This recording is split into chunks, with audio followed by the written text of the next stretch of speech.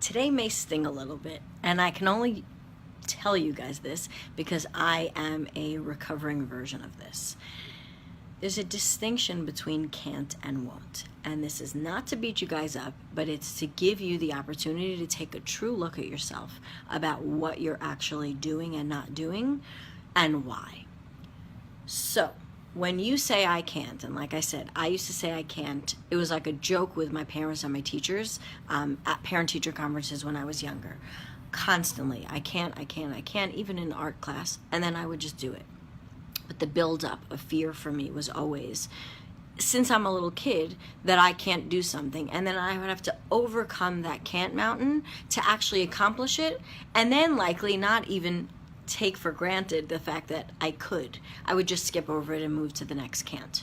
When I started to take a look at that quality in myself, I realized how much I was holding myself back in, and I decided there's no reason for it, because there is no reason for it. I decided to do something about it. So when you say you can't do something, I'm not saying you don't believe that you can't. You actually believe that you can't, and you think that that's a quality in you, a trait of, I can't do this, I can't do that, I'm not good at this, I'm not good at that. Now, I'm not saying you'll be the master of everything. There's a difference of, I can't press live, I can't have a hard relationship with my partner, I can't lose 5 pounds.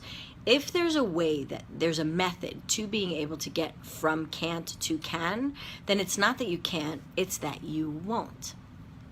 So if you say that you can't do something, you actually mean you won't do something because of fear, because of doubt, because of feeling like an imposter, because feeling afraid of being abandoned. All the reasons that are the resistance pieces of ourselves, the things that hold us back from things, are the stories that we tell ourselves in our head. Now again, those stories are very true, but we can also write new stories. So if you can change for your languaging from I can't to I won't, and it will sting, because if I say I can't speak in front of 100 people, then that feels very real and a reason why I won't go do it.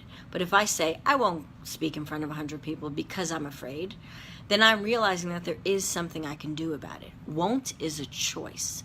Can't is like this locked up resistance thing. So I'm not telling you to go run around and say I can do anything in the world, because that's a big jump from where you may be. But if you can start to change your can'ts to won'ts and tell yourself the truth even if it stings, I won't put myself out there and sell more because it makes me uncomfortable.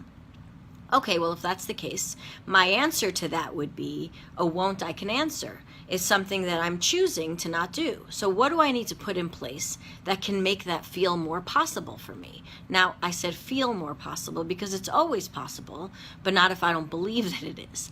So if I say that I won't be able to make the money that I want in my business, or I won't be able to have the body that I want, or I won't be able to have the relationships that I want, what are the things that I can put in place for myself? Either asking for help, finding resources, reading a book, hiring a mentor or a coach, doing some work on myself, doing some work on my business, doing some work on both, which is always what I believe. Then I can make that can't into a won't, and that won't into a can. So what won't I do? What haven't I done until now that makes it impossible?